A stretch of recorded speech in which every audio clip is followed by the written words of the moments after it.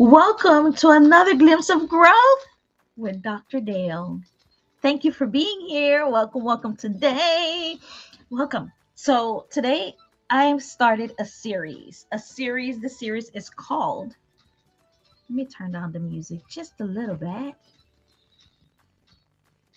So, the series today is called, Is This Your Pattern Too? I said to myself, I know people that are going through this stuff today. I've gone through it. I'm still going through it. I'm sure I'm not the only one. There are others out there. I love to show you guys and talk to you guys about how emotional intelligence isn't a feeling around in the dark. It's something that we are living and expressing, how we're expressing ourselves, both personally and professionally. And today's conversation is a series. So it's going to be a series that I will be talking about. Is this your pattern too? And the pattern we're talking about today is criticism. Criticism for a lot of us feels like danger instead of feedback. And that's the conversation. That's what we're going with today. And let's get started.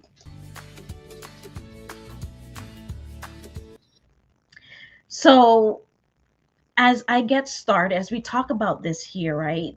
This has been near and dear to me because it took me a while to even see this and realize this. So I wanted to bring this here to you guys to see that you guys see that what you are living every single day, we're talking about something that many high achieving people,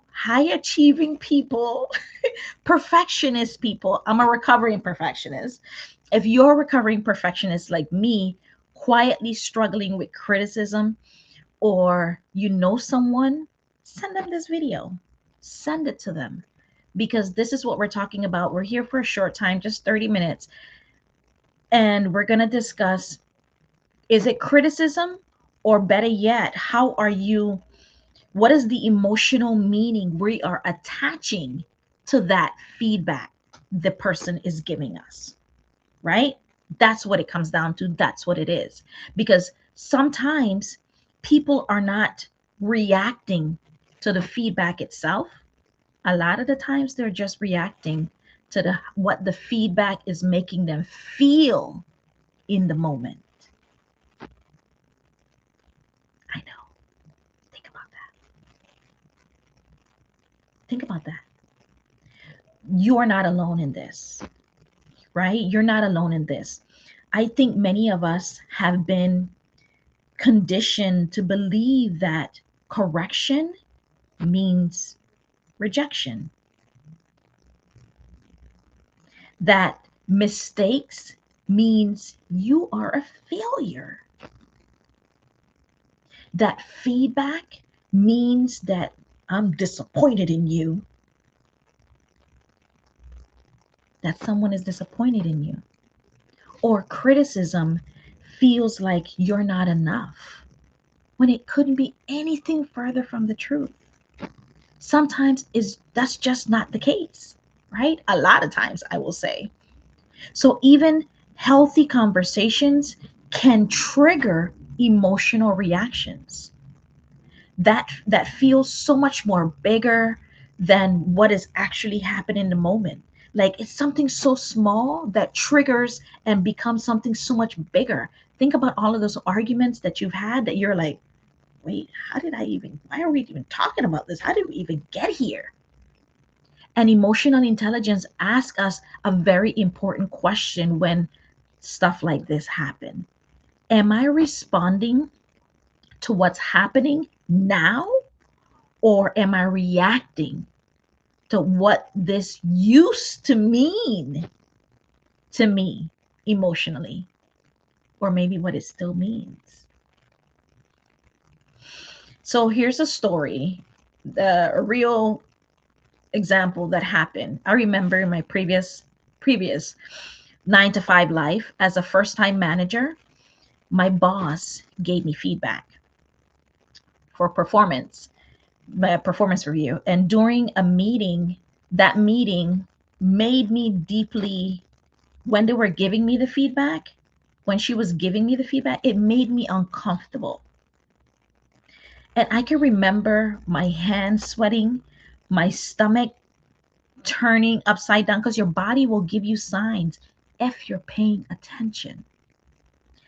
And feeling all of the uncomfortableness, and all I could hear in my brain, I don't want to hear this. You are wrong. What are you talking about?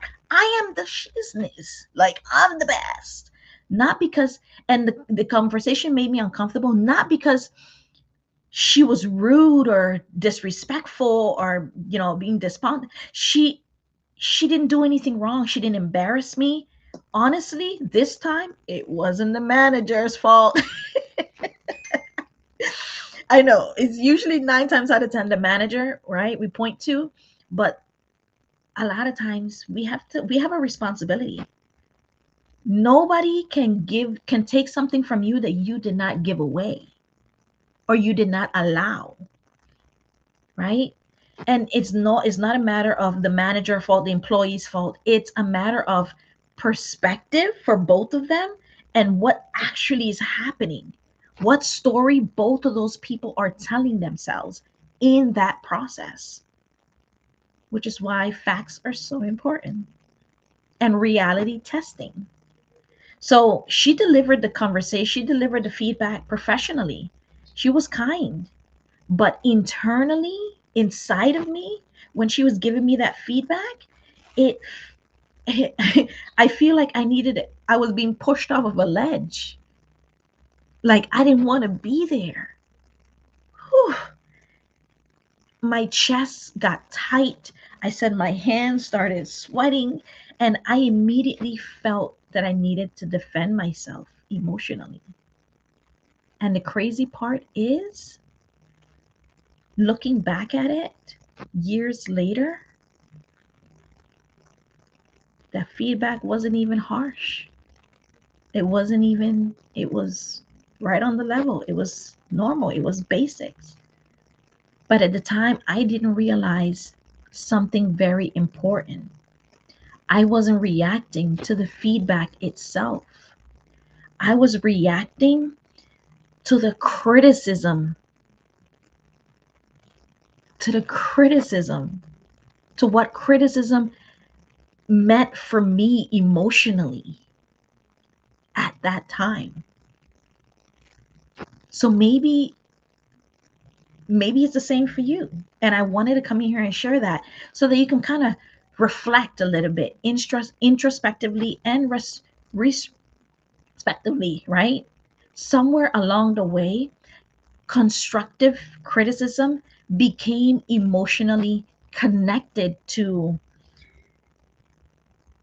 rejection, to shame, to not being enough, to feeling that you're wrong. Not that what you're doing is wrong, but you're wrong. That it was disappointment when it's not it. So even healthy feedback can come across personal, like a personal attack on you if you're not paying attention. So, and I ask my husband from time to time, do I still overreact? And I do sometimes.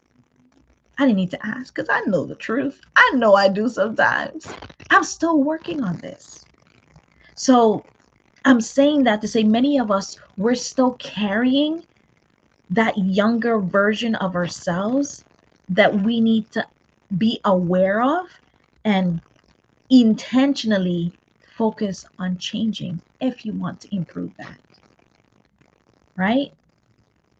So if you're a leader, in the workplace, in your marriage, in your friendships, in as a parent, in boardrooms every single day, this is what's going on. What's the story you are telling yourself? What's the story we're telling ourselves? For many people, criticism works like a fire alarm, right? it's too sensitive. It's triggering, right? And you gotta shut that alarm off because you don't want to hear it. Some people walk away, they shut the conversation down. Some people scream, some people do outbursts. Some people just take a minute conversation to a big argument. What is that for you? Only you can tell. And you may ask, Dr. Dale, why does this happen? Well, it happens because many people grow up in environments where criticism came with humiliation, yelling, punishment, embarrassment, silence, beatings, disappointment. Man, the list goes on.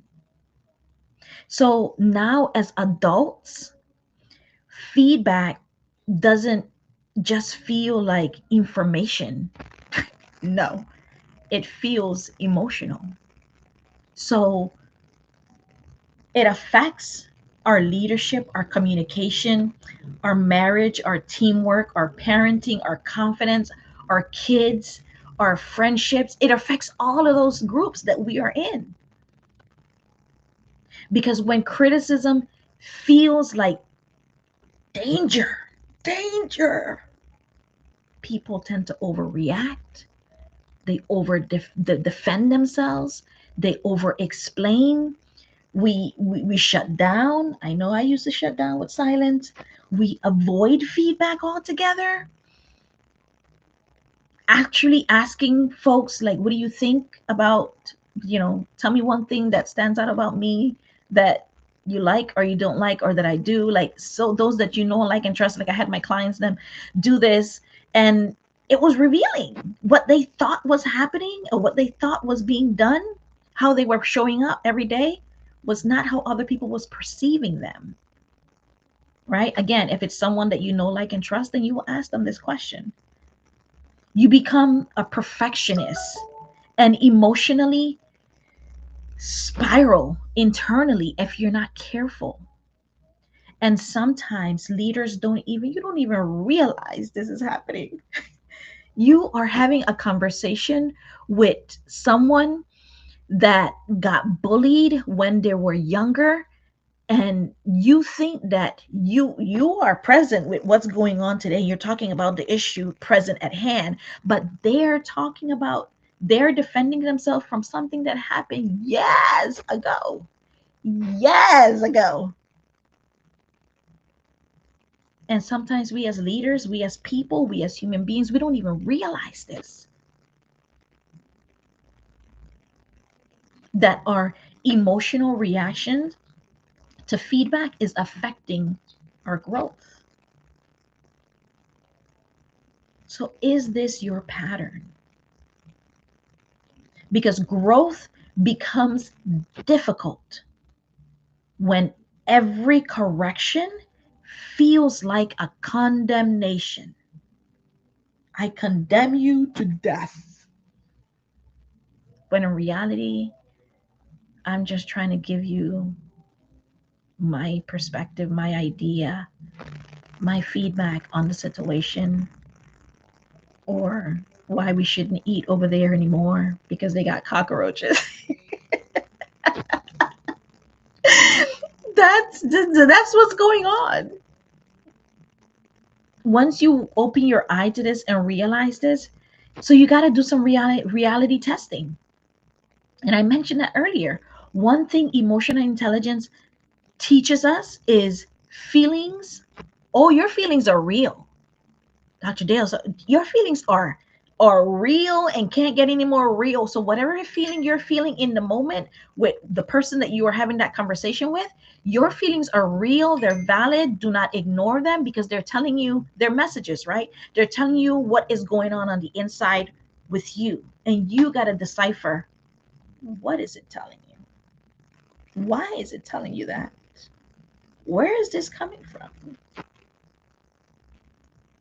If you all about growth and personal development and bettering yourself as a human being, But one thing you got to also remember, feelings are not facts. Feelings are not always accurate. They can't be. Because one minute you are, yes, let's go on that roller coaster ride. Yes. And the next minute you're like, well, I can't believe I did this.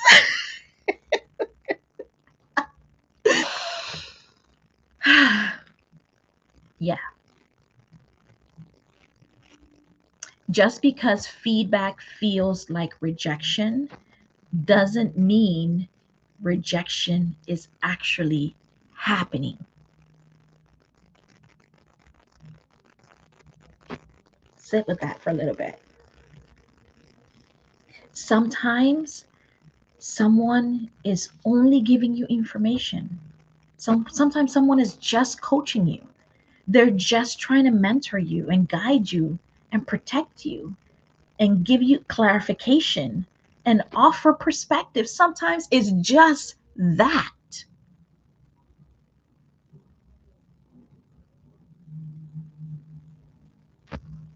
But emotionally, old wounds can distort your view, can distort the present moment, can distort what you think is happening. Ooh, this is such a real one for me.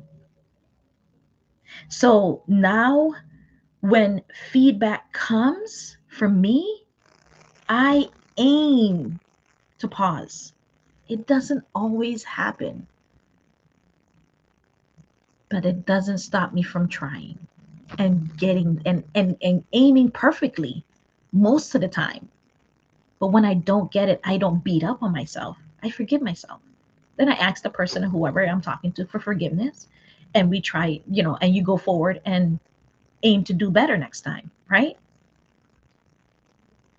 Are you responding to what's actually happening? Or are you reacting to what you're telling yourself in here? That question makes a difference. It makes a whole difference. It can change your leadership. It can change your relationship. It can change your communication. So here's some practical tools that I'm going to give you for the next couple of minutes. There are about four.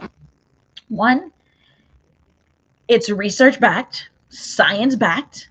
All the experts say it. I always say it on here on this podcast, and it's no secret. The question is, how good at you on practicing it and actually doing it? Not pause before responding. Not every emotional reaction deserves or needs an immediate expression. Sometimes you just got to breathe through it. Sometimes you just got to oosa, oosa yourself through it. Sometimes when you do that, then the need for you to react to that thing that is happening, or the conversation that's happening, or that feedback that's happening, most of the time it will disappear. But you got to practice it.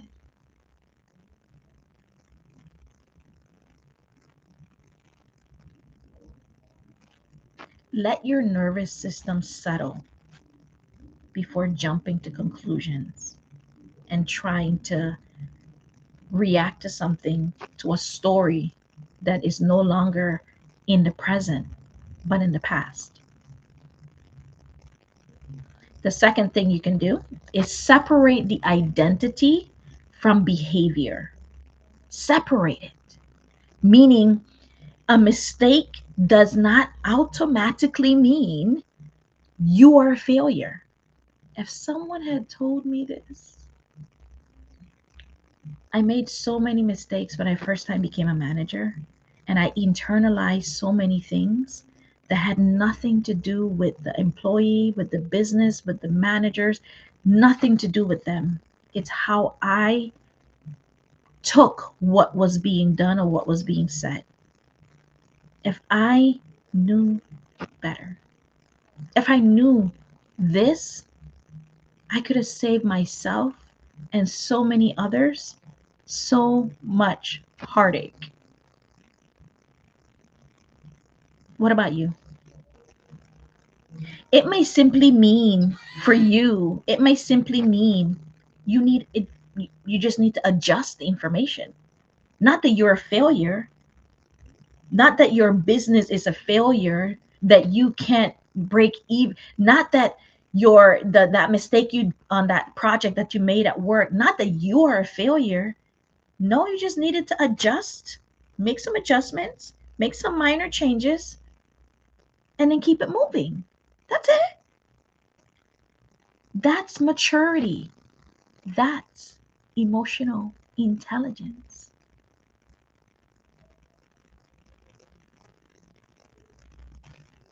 The third thing you can do is ask clarifying questions. This is one of my first things that I did when I got started to get comfortable or unlearn my reaction and move away from the criticism and thinking that people are always attacking me. This is one of the first things that I leaned into because I love asking questions. Ask anybody that knows me very deep personally. I love asking questions. And husband is like, you're always asking questions. People don't even want to answer. I'm like, they don't have to answer. But I'm gonna ask it anyway. If the situation is right and the right place, right time, I'm gonna ask the question. And this is one of the things that I leaned into. When someone said something to me that I wasn't 100% comfortable with, I said, where do you get what do you mean by that? Where did you get that information from? Instead of emotionally assuming that they don't like me, or I am failing, or I am not enough, or something is wrong with me, I ask for further clarification on what they said. And 9 times out of 10, it wasn't nothing that I was thinking up here. It was completely opposite. So maybe ask, can you help me understand what you meant by this? By what improvements we can do? What would that look like from your perspective? Ask clarifying questions. That shift alone can change how the conversation is going to go from shame to growth. Ask better questions. Okay. So, number 4, the last one is stop personal. I said this earlier. Stop personalizing everything. Not every correction that someone is giving you is an attack on your character. It's not. Sometimes, a lot of times, feedback is simply information. It's simply them helping you to grow. That's it. Sometimes it's just that. I'm not saying there aren't cases where people are attacking you, that what you are perceiving is actually what's going on, but you got to be very clear and very in tune. You have to have actual data, actions that people are intentionally coming up against you. You got to know that stuff, right? And you can tell fact from what's actually, fact or facts. You have evidence. It's proving she did send that email and spoke these words about me, right? You can actually see things and touch things and have real facts, data around it. But sometimes you got to check yourself that it's not just you making up information without any basis. You got to be real with yourself. You got to be real with yourself. And that's what I lean into emotional intelligence so much, because it forces me in a very loving way to lean into myself, to love myself, forgive myself, to allow others to make mistakes and to give them grace so that we both can humanly walk this journey of life together. Sometimes feedback is just that, feedback. So here is a question for you that is watching. You're watching this recording, you're watching this live, wherever you're watching this, wherever around the world, whatever your situation is, ask yourself, when someone corrects you, what story do you immediately tell yourself in here? Start to tally it next week, or the rest of this week. The minute someone says something that you don't agree with, your reaction to it, even if you don't do anything physically, what are you saying to yourself up in here? And is it factual? Because that question will expose a lot. It will tell you, because my reaction, because many people, I think that many of us react to, our reactions begins with internal stories we have never questioned. And it's time that you question the story that you are attaching to that criticism. It's time for you to be real with yourself. So at the end of the day, emotional intelligence is not about never feeling triggered, because you're probably always gonna feel triggered, right? Because we all been traumatized in one way, shape, or form. It's about being aware of, why did I feel that way? Why did I respond that way? Why did I want to choke him? Why? Being aware of the when. When did this become a story for me?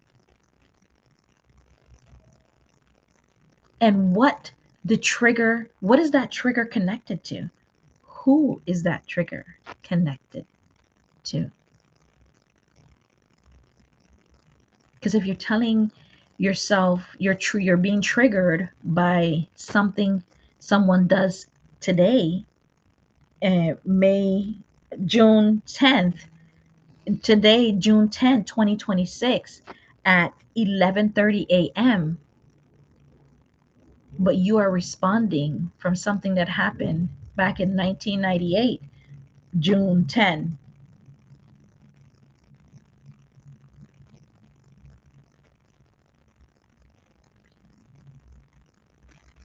You are reacting to something that was built years ago, that was done to you years ago. And the manager or the person in front of you that you are responding to has nothing to do with it. So I am always here to call you in. We're at a kitchen table, just sitting down, having a conversation, saying, maybe you should look into that. Saying, healing looks like correction. Healing looks like learning that correction is not always a rejection, that feedback is not always failure, right? And that being humans does not mean that we are not worthy. We are more than worthy. So maybe this season for you in Q2, we're still in Q2. Yeah, we're still in Q2. Q2 looks like, what does that look like for you? Learning how to receive feedback without emotionally abandoning yourself in the process. Because criticism is not always an attack on your character, on your identity. Sometimes criticism is just information, right? And you can take it, see if it applies to you, and if it doesn't, throw it out. And emotionally intelligent people, emotionally intelligent leaders learn how to separate the two. They learn how to separate that criticism from abandoning themselves in the process. And that's what I'm calling you in to kind of further think and give yourself, sit with this, see if it applies to you, see if it applies to any of the relationships in your life, whether at work or personally. And if you're here and you're listening, that tells me you got this far, that you want to grow. You want to grow as a human being, professionally, personally. And the conversations that I have here are always to call you in and say, is this you? And do you want to do better in this area? Or can you share it with someone that you know can need a little bit, can do a little bit of work in this area?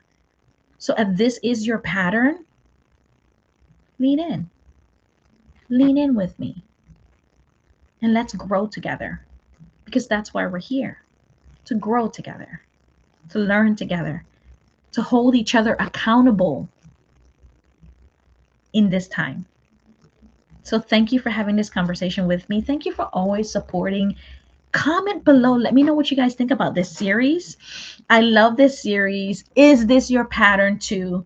Today we talked about criticism. Next week actually, since it's Father's this month is Father's Day. Father's Day is coming up. I'm having an episode with three amazing fathers and leaders in their own right. And come in, have this conversation with us. We're going to be here again next week, Wednesday, 12:15 p.m. Eastern Standard Time. And welcome welcome to this conversation. Thank you for again. And this has been a conversation with a glimpse of growth. A glimpse of growth with Dr. Dale. Later. Bye.